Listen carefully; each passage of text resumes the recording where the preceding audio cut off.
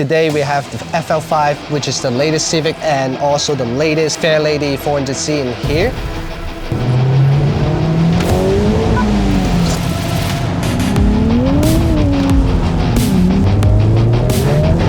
Acceleration feels so strong. You can feel so much wheel spin. Well, you know what? Surprisingly, that didn't go too bad. Which car would you choose between 400Z and the FL5? Okay, 1, 2, 3.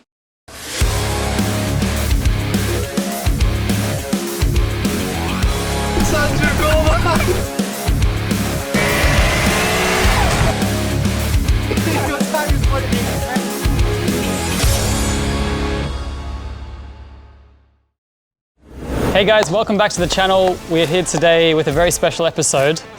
In front of us we have two cars which we have had the pleasure to work on before, but today we have something a little bit different. We're going ahead for a review head-to-head between these two cars. All right, so that's why today we have the FL5, which is the latest Civic Type R, FL5, and also the latest Fairlady 400Z in here. And also both cars are like really hyped right now, and you know, it's really full schedule. It's really difficult to get the rental appointment from Omoren. Very happy that Omoren gave us some time to take these two cars out. Basically, as soon as they came in, we coded the car. Sent it back to him, and they've been really popular. So happy to now go head to head, and this is one of the cars challenge I'd want to see for a while, you know? Same, yeah. FL5 versus the 400Z, and see what it's like. Although the FL5 is only front-wheel drive and 400Z is only rear-wheel drive, but since today is a little bit rainy, we can test out like the daily performance and also the capability of the car, how it feels to drive these cars on the street, and well, we'll see how we go with the weather. We can feel the power. Cornering might be more down to tires than the chassis, but especially under the rain, right? So yeah, let's get these cars on the road and let's have a comparison.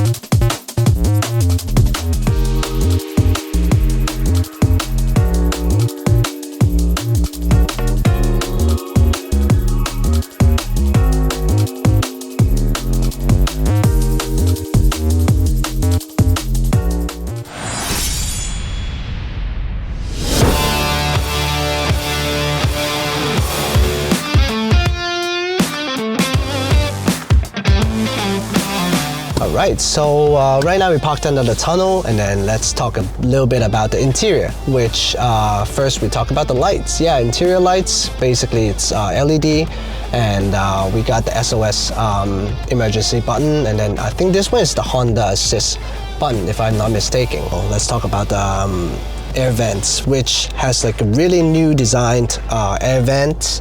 It has a honeycomb design, and also for the passenger here too. And then we can talk a little bit about the Civic production badge. This one is the production badge that shows your production number. This particular Civic, it's the 2670th in the production line. Back to here, we got the LED display, and then we got the analog changing, like temperature changing buttons, and then it feels like really solid, feels super premium.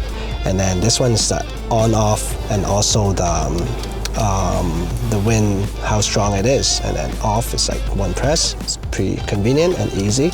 And then sync, of course, go back to 25 degrees, and then all these like normal features, inner circular air, and then modes, rear windshields, heater, and then front defogs, and then AC, of course. So we have the regular USB port in here, not Type-C, 12-volt electricity output. And talk a little bit about the key then. So the key looks pretty like normal Honda. Not really special design, but yeah, the red Honda badge, which represents the Type R. Right here we have the drive mode selector, which goes up and down, changes the modes. And here is the strongest one, which is the Plus R, which goes into the race mode, kinda.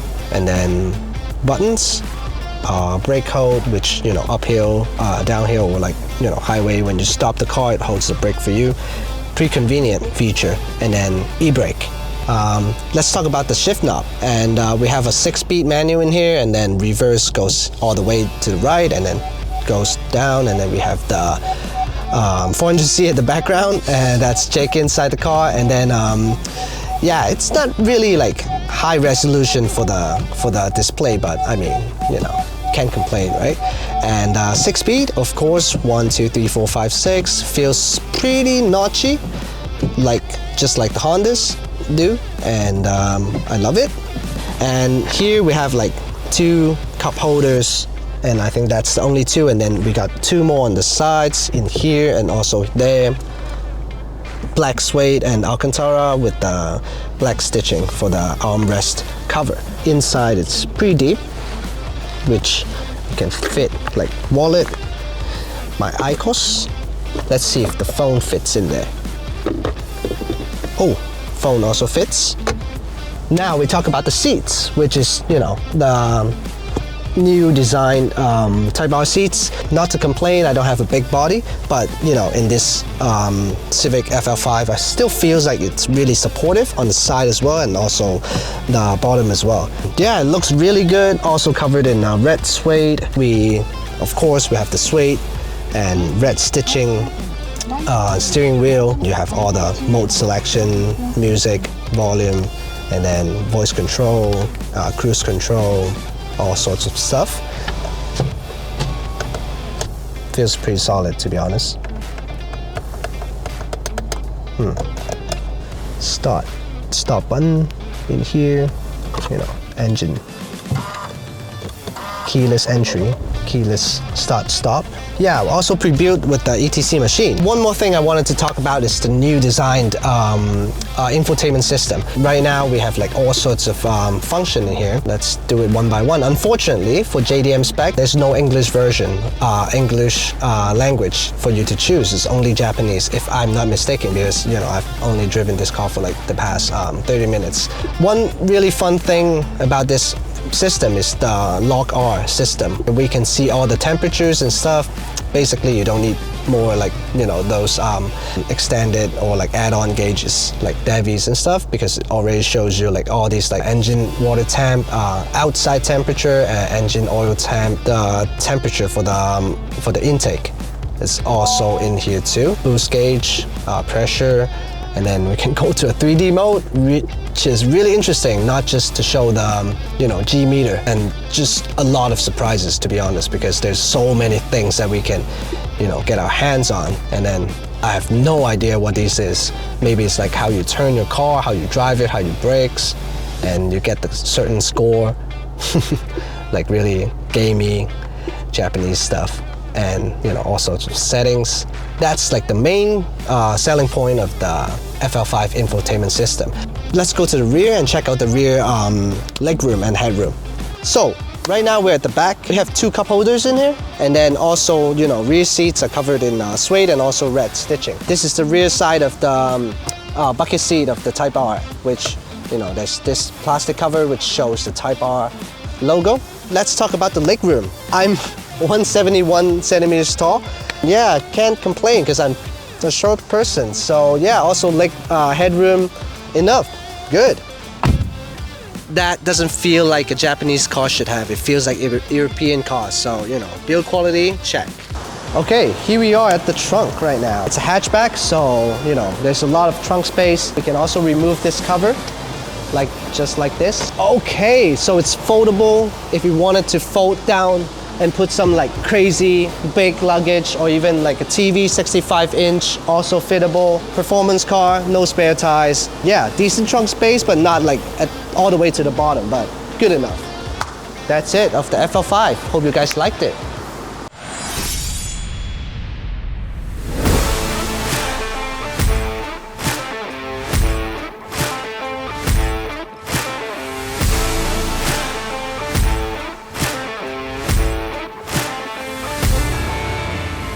All right guys, welcome to the interior now of the Z. So what we have here is straight off the bat, a really premium feel. When I get into this car, I kind of feel like I'm in the modern era, which as far as JDM cars go, they don't often give you that impact straight from the start. So looking at the car here, you know, we've got the JDM leather. It has a nice look to it, does have a good feel, doesn't get sweaty in your hands, this one, like other leathers. So yeah, straight off the bat, we've got a nice sort of like futuristic style steering wheel, futuristic gauge cluster. This car, it comes basically as soon as you turn on the key, you've got a nice big rev counter. You've got your gear indicated up here. Even though it's a manual, nice to know what gear you're in sometimes. You can see these bars across. They'll light up to be like a rev counter as well. So you can know when to shift without reading the number.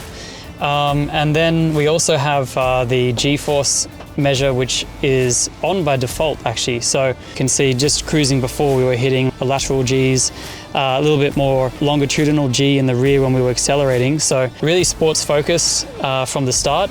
We've got gauge clusters up here. We've got voltage, turbo speed and boost. Obviously when you get a JDM car, you see these kind of things put in from like aftermarket brands, but from factory we've got them installed. So this car's kind of the full package when it comes to features. As I said, the infotainment system as well. It's got performance stuff here, but we've got Apple CarPlay, all the good stuff here available. So this is just nice modern touches, means you can really daily this car. We've got climate control, only single zone. So we've just got one temperature here, fan here, and also where it's coming out of. It does have that premium feel. So you've got this leather going around here, some stitching. It gives you the vibe that this car is not really the traditional, you know, cloth material, plasticky JDM cars that we've known for a long time. So I guess they've been trying to, you know, compete with the broader international market. This is something that they've had to do. Personally, I'm a big fan of that. We've got here the 6-speed shifter, auto blip feature. Really enjoyable to use and very satisfying downshifts from this car. So I think if I was to summarize this car, I would say compared to the FL5, this gives more like a premium feel. Not necessarily like a luxury car, but you have the features that you would expect on a luxury car. The FL5 comes across more as sort of a minimalist sports car interior, you know, very hidden vents, not too much stuff going on. This is quite busy, but in a luxurious kind of way. So for me, I prefer the interior of this car. If I was to daily it, if it's my sports car, I'd prefer that one. So yeah, we've got really two different kinds of philosophies going on here. I think this one, it's the Civic Type R, it kind of knows what it is, the red interior, that minimalist sporty style.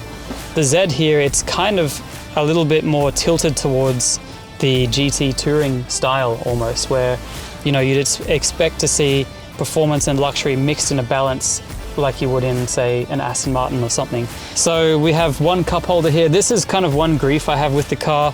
Say you're driving and you have a drink. It's a manual, right? All right, let's go shift the gear.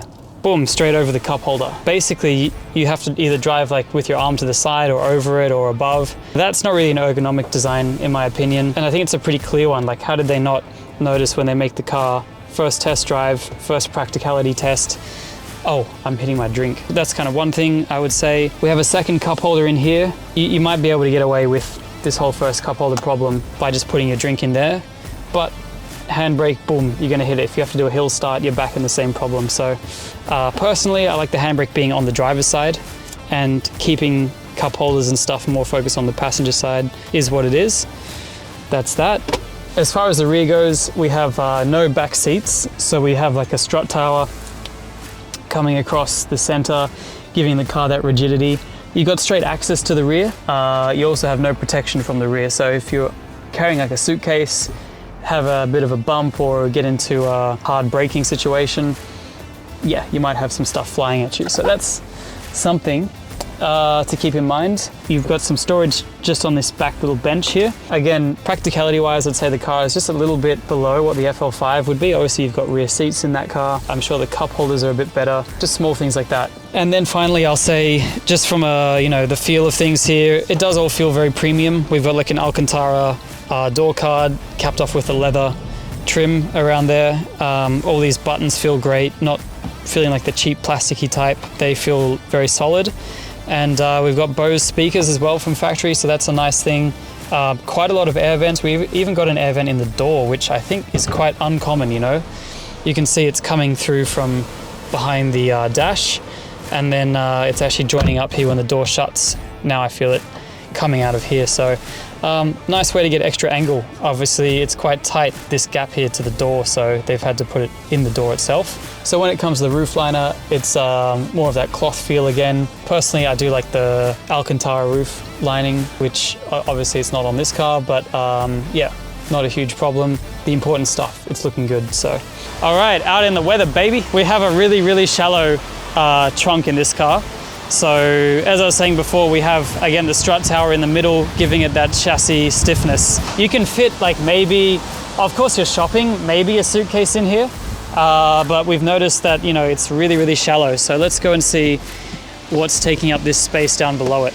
So we've just opened up the trunk, and the chassis is just built high. You know, we don't have like a heap of stuff going on. This is regular items in here in terms of all your tools for the rear. But an interesting thing is we have the subwoofer from Bose, as I spoke about before. The sub's in the back, so that's kind of in the spot you'd expect the rear tire to be. But for a performance car, obviously, you don't really put a full spare in the rear of the car. This is a nice light option to utilize the space and give a little bit of weight over the rear wheels, because you know, cars like this, you don't want to just take weight out of everywhere and only have it in the front. So really big sort of wide edges on this trunk. So I think it's a balance of using the old chassis with the new styling. Obviously this car is very differently styled to the previous car, which used the same chassis. So that's why we see some sort of interesting things like this. But yeah, overall reasonably practical.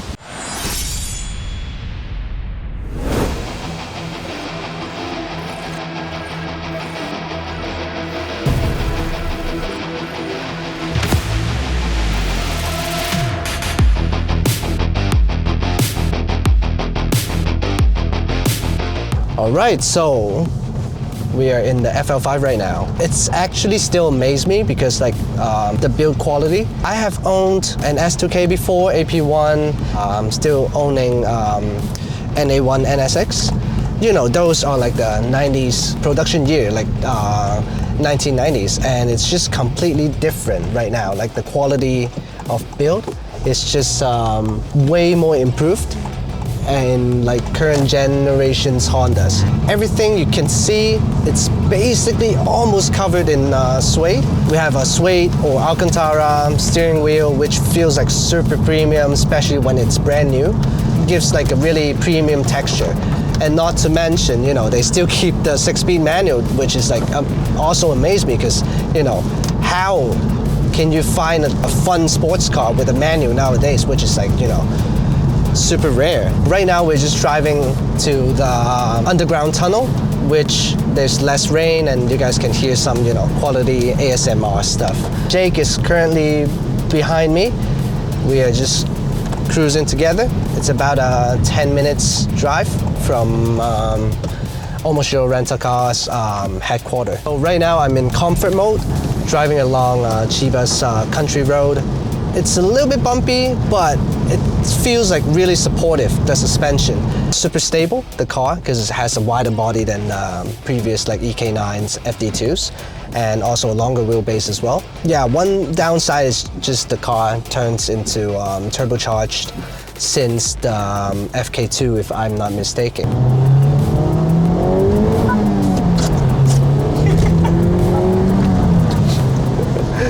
Alright, so that was the comfort mode, and man, it feels like crazy, like the acceleration. Not like crazy turbo lag, to be honest, even though this is a 4-cylinder 2000cc K20C1 engine.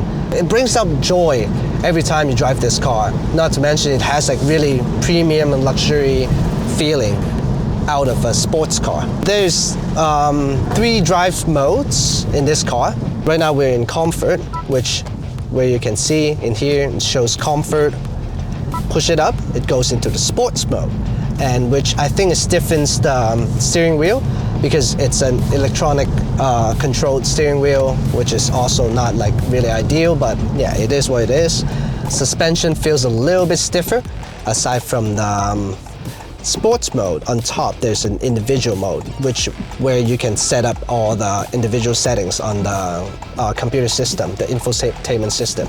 And it also changes the cluster, made it more like a sportier, racy theme, which I fucking love it, man, to be honest. A Civic with like modern technology, it has so many things that you can play with. On top of the individual, we can also engage the R plus R mode. I think it turns off most of the traction, stability control and stuff. Also, maybe the exhaust may sound a little bit different too.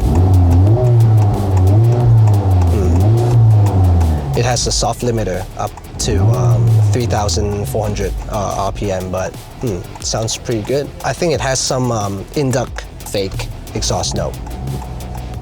Oh, straight up, the car feels a lot more stiffer, and acceleration feels so strong. You can feel so much wheel spin on the, under the rain, but yeah, it comes down to the tire as well. Right now, it feels way more pointy, the steering wheel. Acceleration is more like stronger, higher torque than the comfort setting right now. And also I think it engaged the auto blip function. Let's see. Yeah, it does. So now I don't have to ref match with my right foot, which is more convenient. I think it feels more faster that way in driving on the circuit. But you know, as a manual driver, of course, you want to have the ability that you can do the ref match on your own. Feels more analog, but yeah, right now it feels more like computer controlled. Wow, so fast this car. So this car got about 324 horsepower for the JDM spec, and US and also the UK spec. But for the US spec, I think it's tuned down a little bit to 315 due to the cooling system change and stuff. I think maybe the emission problem or whatever, but yeah. Steering wheel feels super heavy right now. It does still give me a little bit of the electronic steering wheel feedback, but it's so sharp. The steering ratio is super sharp. Just turns like right away. There's no like dead zone, there's no gap in between steering. So every input that I put on the steering wheel, I can feel the feedback. The plus R mode, it feels like really solid. The chassis feels so solid, feels like it connects together, and auto blip helps a lot in traffic as well. I really love the function. The 400Z also have that too. It's not like a really crazy technology nowadays, but yeah, really enhance the circuit driving experience because you don't need to control so much things. You can drive the car like it's an automatic. Okay, let's do some acceleration here.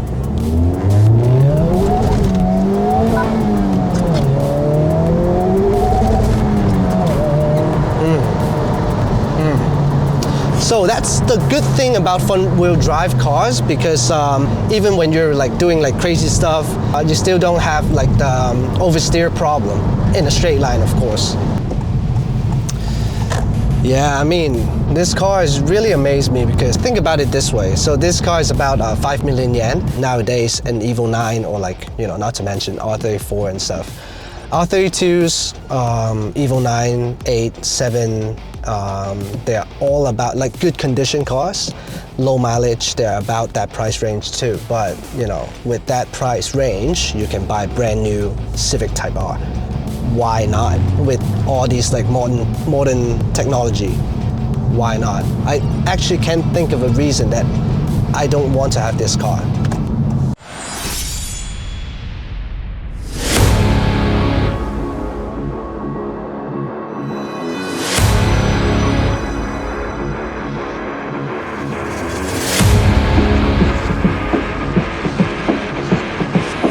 Alright guys, let's take the Z out. Time to take it onto the road.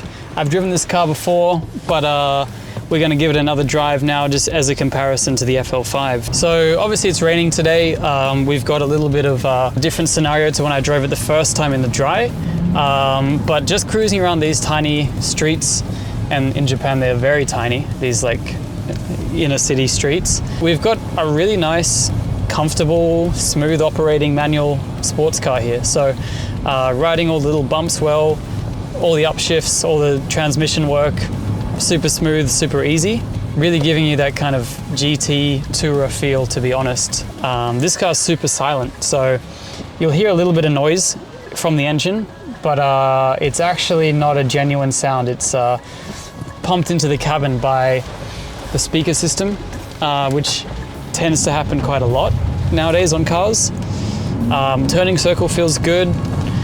Honestly, like this initial like acceleration into the first gear, it does give you a bit of like a jolt back into the seat, and the transmission has like a little bit of a notchiness to it, but not in like a mechanical kind of way, just in kind of like a thudding, like duk duk kind of feel. So yeah, again, doesn't feel cheap, definitely. So let's give it a little bit of a acceleration test here in the rain.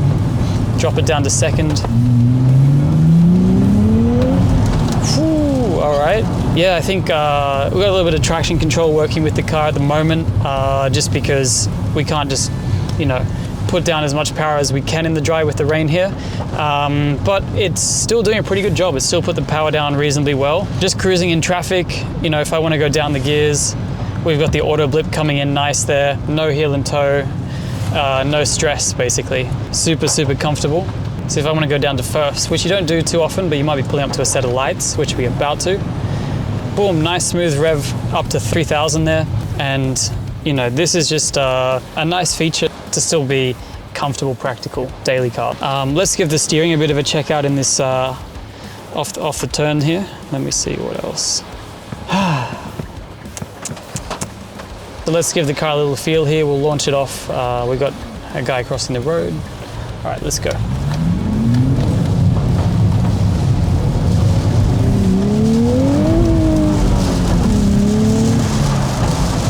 Yeah, very limited with traction right now. But you know, slow speed, the car's got a nice amount of point to it.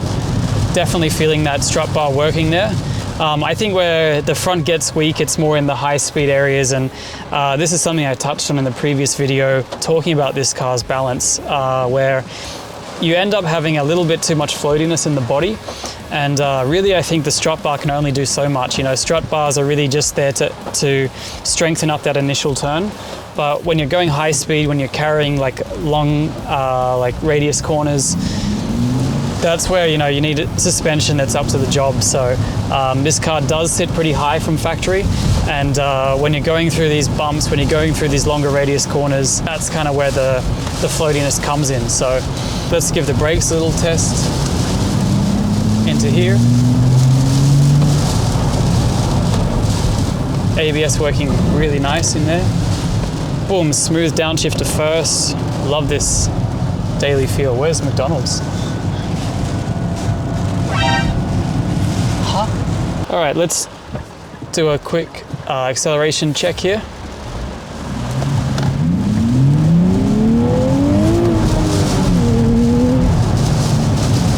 Wow. You know what? Surprisingly, that didn't go too bad. I was expecting this car to really struggle with putting the power down, but somehow it, of course, got into wheel spin in the higher RPM, but that first launch was beautiful, actually.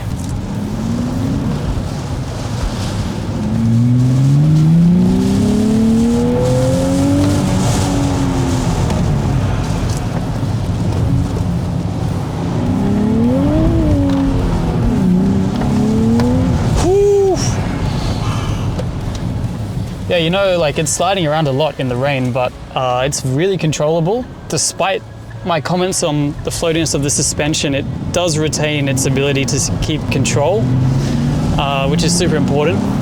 You know, especially in a car like this, you may end up just keeping it in its stock format. So, of course, you want it to handle well, regardless of its intention for the future. You know, suspension or not. 定石でどうですか? 超怖いですね。 Yeah, so Naoki's just saying it's really comfortable and safe, and really, yeah, chill, いい感じね。はい。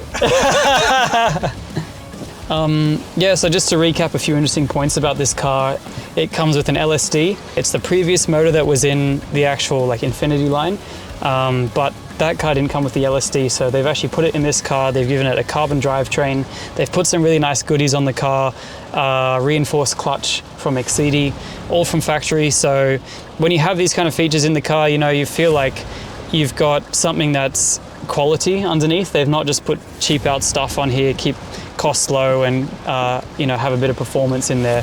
There's quality, you know, and substance to this car. And this car, in my opinion, it's a really good platform. It has potential to be a really nice sports car with a few mods. Suspension is probably number one.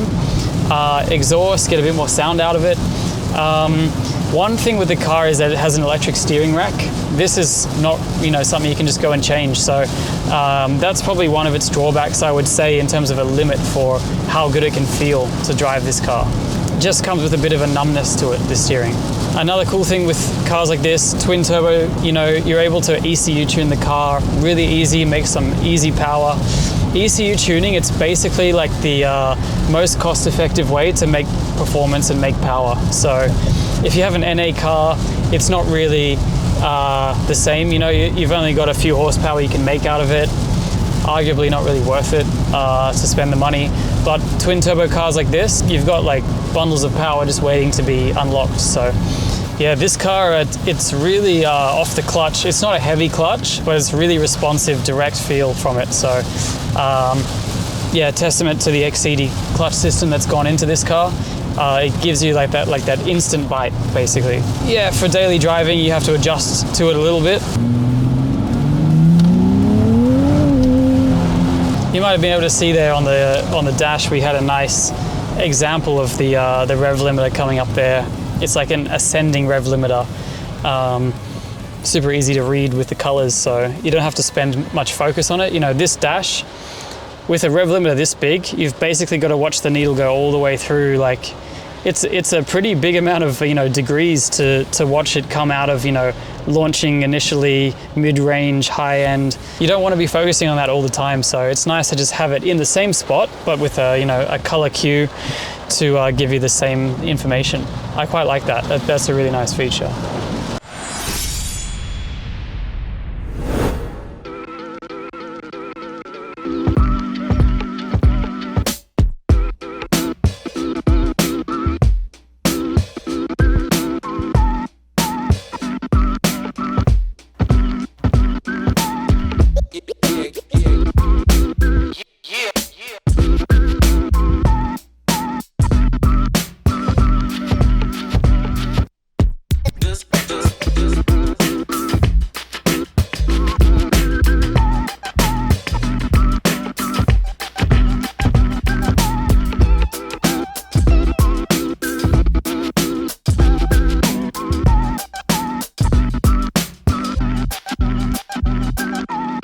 Alright, so here we are at the end of the video, kinda. We just drove the FL5 and also you drove the 400Z. So what do you think about the 400Z, Jake? Yeah, I mean, second time to drive the car, and I've enjoyed it more and more as I drove it. Really? I think initially, you know, I had this image of what the Z's supposed to be. Yeah. Driving this car, it's a little bit of a different level for the Z. You know, it's just adjusted its philosophy a little bit. You know, the Z was always cost-effective, sports car, just some minimal stuff, and, you know, a bit of power. Now the car's really brought into the modern era and gone almost a little bit like GT style, I would say. Grand Tourer. Tourer, yeah. I agree. Cool. So like back in the day, like let's say Z33 or Z33 or 34, they are about like 4 million yen, which is like about the same price as like you know, previous generation Civic Type R. Yeah, yeah. And the latest 400Z is about like 7 million yen, which is 65 grand, 65K. Yeah, way higher than what even the Nismo was for those models, actually. Yeah. So they actually, you're right. They changed the philosophy because they kind of, I think they upgraded the material on the interior and also body design as well. And yeah, but do you think this car worth 7 million? That's the question. That's the question, yeah. I guess I would say it depends what you're using it for. If it's your one car, I think it satisfies the like daily comforts and the luxury vibe in there. That's you're not right. sacrificing anything. That's right. But you've numbed that sports car feeling a bit. So if you're after that, GT kind of balance, I think maybe it's justified its price point. For me, I would buy a Z more as a sports car. So I think I wouldn't spend that much. You wouldn't spend that much. I agree with you, like totally, because let's say 7 million yen, 65 grand, we can buy a lot of cars with 65 grand budget, to be honest. Yeah. A lot of European stuff as well. We can go for Z4, like base model, although it's base model, but yeah, Z4, even Supra. We didn't even compare the 400Z to the Supra, the A90. We can buy the 2.0 4-liter Supra as well with that budget. Yeah. And or even used stuff that's only a couple years old. Used stuff. M3s like and crazy. stuff opens up. You got luxury there. So. E92 V8 M3s. Yeah. And even like maybe like the M2 competition, maybe you can buy with like 40 grand, to be honest. Right, yeah. Yeah. A lot of space for mods, you know? That's why, in conclusion, for the 400Z, for me at least, I wouldn't spend 7 million on that. Yeah. And let's talk about the FL5 then. So FL5 market price is about 5 million yen, which is 45,000-ish, 47,000 so a real US dollars. cut below the Z actually, you know, so little significantly like 2 million yen. Yes. You know, before they were kind of like more comparable, right? Price points of previous gens, but they ended up with a bit of a split now. But of course, they have like a different drivetrain. This car, you know, it's FR, V6. Like let's talk about the Z33, it's V6 NA, and back in the day, the Civics are just inline 4 NA. So nowadays, now we've gone twin turbo and single turbo on the K20C engine. I really think that Honda didn't really mark up a lot on the Civic, to be honest. That's my opinion. And what do you think? I think the same, I think you're right, because like the Civic, it has everything that you'd want it to have. It's got the feel, it's got the interior still. It's not as like luxury vibe, it's more minimalist race car, I would say, that's still like comfortable. And I agree. I think they did their like buyers a treat in terms of the price point for it, because you could say like the Nissan maybe, it's kind of melted its price a little bit, but I think like you're kind of stealing that car for 5 million yen. Yeah, and back in the day, I just thought of something. A GTR is close to 7 million. Oh yeah, that's right, which is what we're at here Exactly, the first gen 07. Right, yeah. 07 R35 is about 7 million yen. So man, crazy world, huh? Yeah, it's changed a lot. So now that's almost, you know, Civic Type R money. But everything's updated too. So how did you find this car in terms of like drivability and stuff? So for driving, I really think that this car has some more capacity. Like you can drive this car in all sorts of circumstances. Like let's say under the rain, under the snow, on the track, on like B roads, like let's say here. Man, you can enjoy this car way more than I can enjoy the 400Z, because this car has a higher limit because it's front-wheel drive. I don't get oversteer a lot in this car, but on the 400Z, under this weather, man, no way you can go straight. It couldn't keep up in this weather, I mean, that's one benefit of the rain. Obviously, front-wheel drive cars excel in the rain. You see it all the time in racing, you know, that front-wheel drive class overtakes the GT4s under and the stuff. rain, right? Yeah, so great condition for that car. And I kind of feel like it gives you more rawness and more like satisfaction as a driver, which is what the Type R badge you'd hope to get from it. And you know, the Z badge, well, you'd kind of hope the same, but maybe it's kind of really, so the Z badge obviously also represents performance, also represents driver, you know, tailored cars, but maybe, you know, the Type R's really hit the mark more than the Z on that front. That's why I think the Type R is more hyped than the 400Z, to be honest. Even in American markets, Canadian markets as well, not to mention Japanese markets. We have seen a lot of FL5s on the street than the 400Z, so. So, definitely. okay, last question, Which car would you choose between 400Z and the FL5? You guys can let us know down in the comment. And for us, maybe we choose at the same time. What do you think? All right, we just walk over to the side, car. Right? Okay, 1, 2, 3. Oh.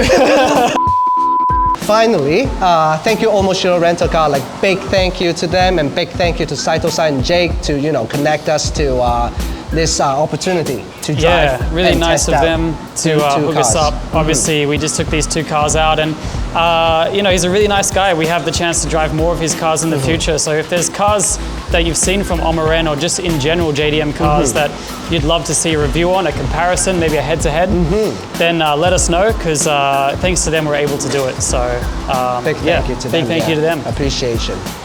Thanks, guys.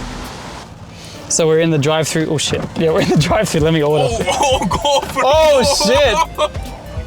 外すしかないですね We're in a chaos right now. すいません。注文していいですか？ダブルチーズバーガーセット。ポテト M サイズで、飲み物コーラ。直樹は？はいありがとうございます。あ、飲み物コーラ1110円です。こちら前をしてください。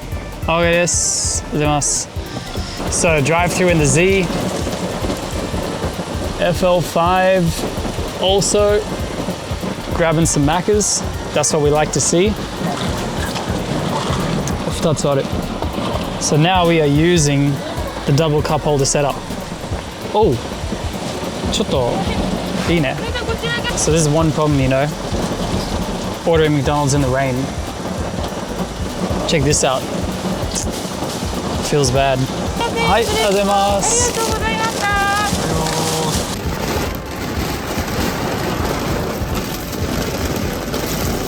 Typhoon, right? Typhoon season. We've got to fill up our cars and the rain is coming straight onto us here, and Jackie's fighting over that side. Dude, やばいよこれ。